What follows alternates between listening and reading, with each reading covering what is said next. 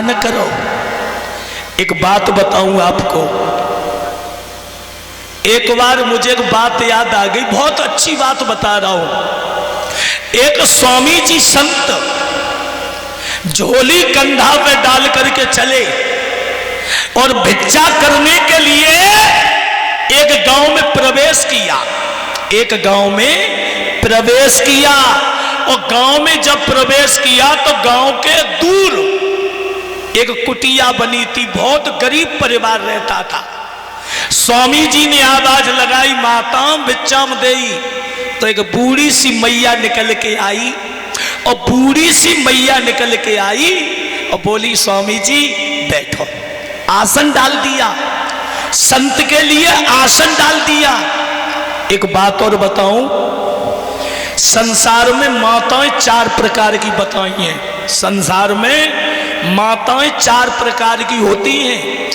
एक मां वो होती है जिस मां का बेटा भगवान का भक्त पैदा हो जाए, भगवान का भक्त पैदा हो जाए तो समझ लो उस मैया की कोख धन्य हो जाती है। जिस मां का बेटा भगवान का भक्त पैदा हो जाए उस मैया की कोख धन्य हो जाती है।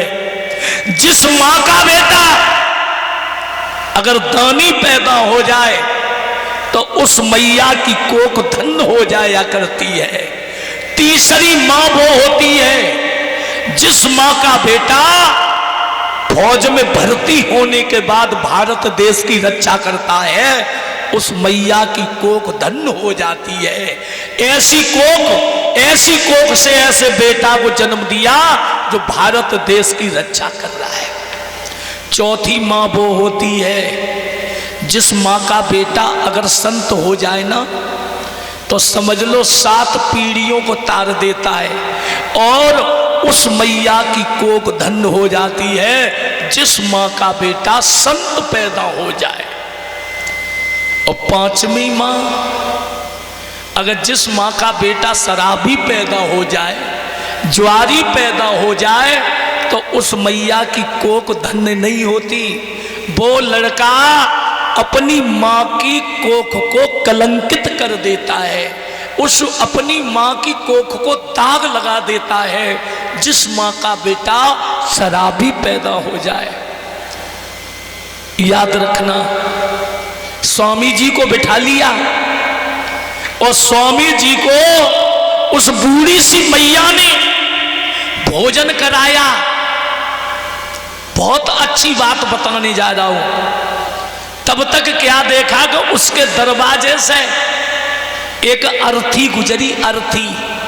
अर्थी जब जा रही है तो मैया ने अपने बेटा से कही, लला देख के आओ, ये अर्थी जा रही है और ये देखो ये नरक जा रहा है कि स्वर्ग जाएगा।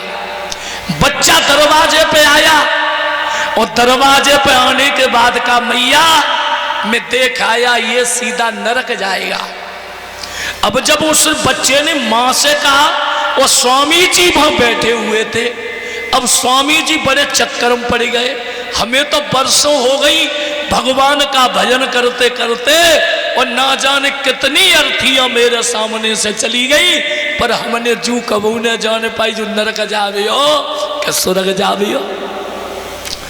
थोड़ी देर बाद फिर एक अर्थी निकली तो मां ने कहा, बेटा देख के आओ ये नरक जाएगा कि स्वर्ग जाएगा।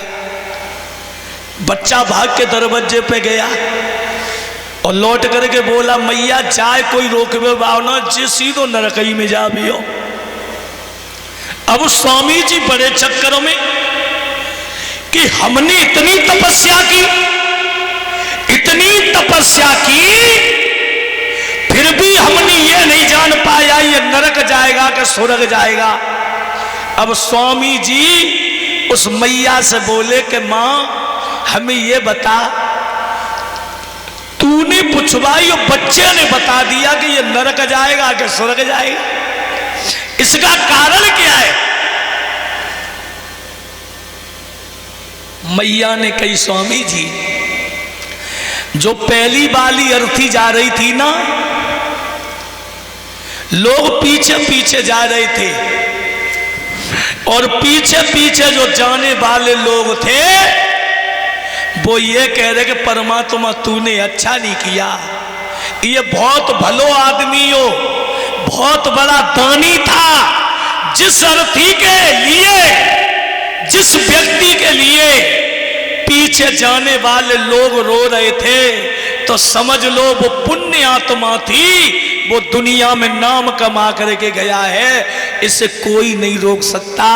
इससे प्रतीक होता है कि ये सीधा स्वर्ग जाएगा। और दूसरा, उसको लोग कंधा पे ले जा रहे हैं पर पीछे से कह रहे हैं बड़ो पापी था, ठीक है मरी गओ, ये पापी था। इससे प्रतीक होता है कि लोगों को इसने परेशान किया, ये ठीक नहीं था, इसका नेचर अच्छा नहीं था, इसने लोगों के साथ में व्यवहार अच्छा नहीं किया। लोग जा तो रहे हैं पर पीछे से कह रहे भगवान ठीक रहो, जल्दी निपटेगा तो इसलिए ये नरक जाएगा। संसार में आए हो तो दुनिया से जाने से पहले ऐसा काम कर जाओ कि मरने के बाद लोग बरसों याद करते रहे। बोलिए गोविंद भगवान की।